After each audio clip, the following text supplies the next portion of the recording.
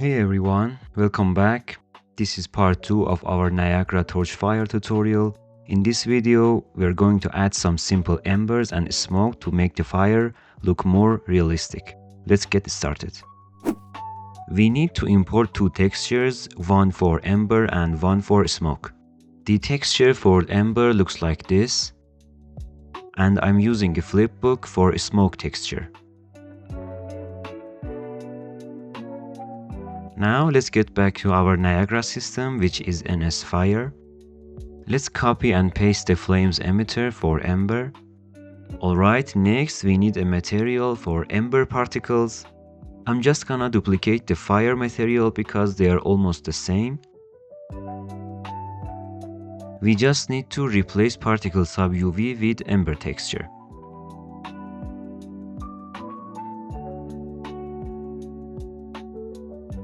Now let's assign the material to Embers emitter.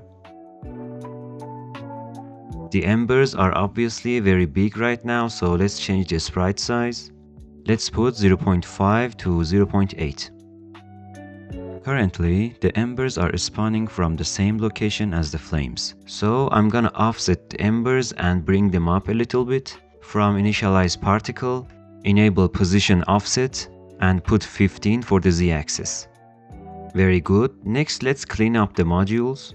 We don't need sub UV animation because we only have one texture, and also reset sub image size from renderer.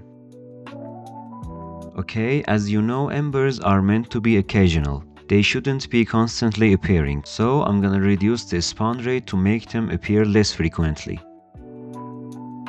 Now I'm going to add spawn burst module.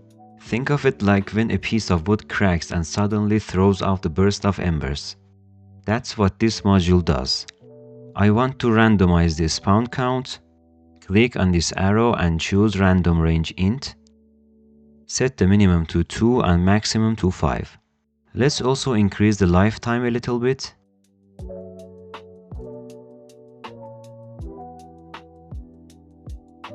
Next up, we need to set color for our embers.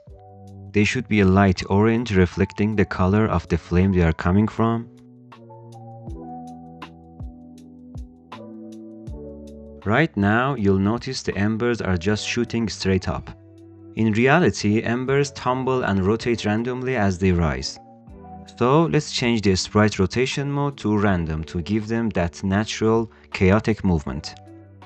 I also want to increase the radius of sphere location to have a bigger spawn surface. Next, let's enable velocity in X and Y axes to spread embers out more naturally. Alright, right now the embers color are competing with the flames. Embers should be less bright than the flames and also fade out as they go up.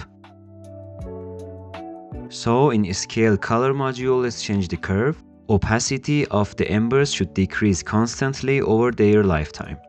Now, to add even more organic movement, let's introduce a curl noise force. This will create a swirling, twisting effect on the embers, making their passes less predictable. Increase the strength to 50. Let's also rename the renderer to Embers renderer. Alright, embers are looking pretty good now. But you can always dive deeper and tweak the settings to get a better result. We can now move on to the next step and create the smoke for our fire. We need to create a material for smoke particles. The material will be the same as flame particles. So let's duplicate m_fire and name it m_smoke. We just need to replace the flames texture with smoke's texture. Duplicate the flames emitter again. Change the emitter name to smokes.